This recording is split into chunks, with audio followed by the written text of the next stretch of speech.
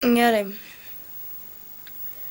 Kai matome, prieš tai buvo vien kosmosas ir vien buvo dulkės. Panašiai kaip kažkokios molekulės. Nieko nebuvo.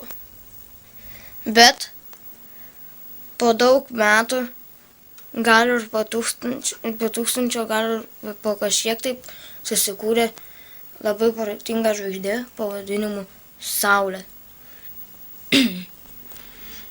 Vėliau, po dar kažkiek tai metų, ir po labai daug metų, susikūrė planeta pavadinimu Žemė.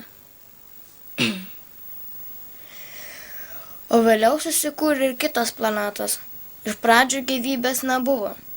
Buvo vien žaibai ir buvo neįmanoma gyventi. Vėliau atsirado deguonies ir atsirado pamažu toks sluoksnis, vadinamas dangumi. Jis kaupėsi aplink Žemę ir apgaubė Žemę.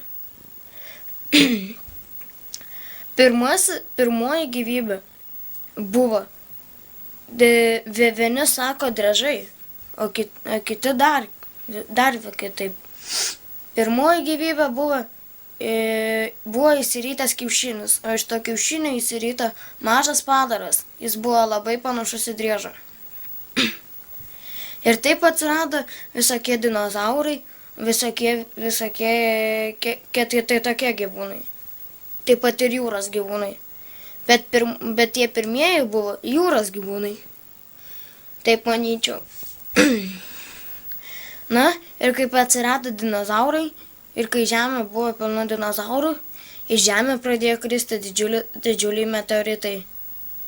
Jie krito į Žemę ir tai išnaikino visus dinozaurus. Vėliau mokslininkai sako, kad atsirado beždžionės. Tai yra mūsų protėviai. Štai va šitaip atsirado gyvybė Žemėje. Dabar mokslininkai sako, kad yra ir kita planeta panašiai į Žemę, Žemės dvynė. Ir taip pat apie Marsą kalbama, kad Marse taip pat yra gyvybės. Na tai norim parodyti tokias kaip paveikslėlius, kad paaiškinčiau, kaip viskas buvo.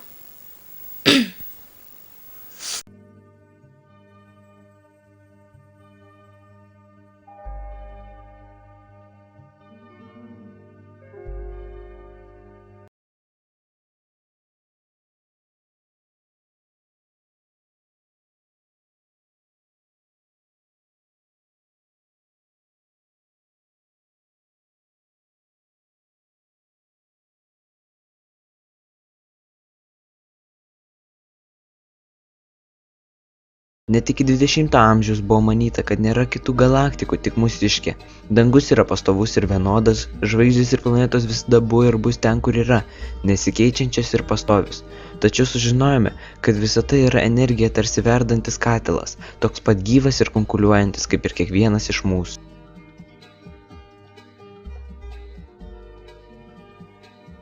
Žvaigždės gimsta, šviečia ir sprogsta. Žvaigždinis vėjas pučia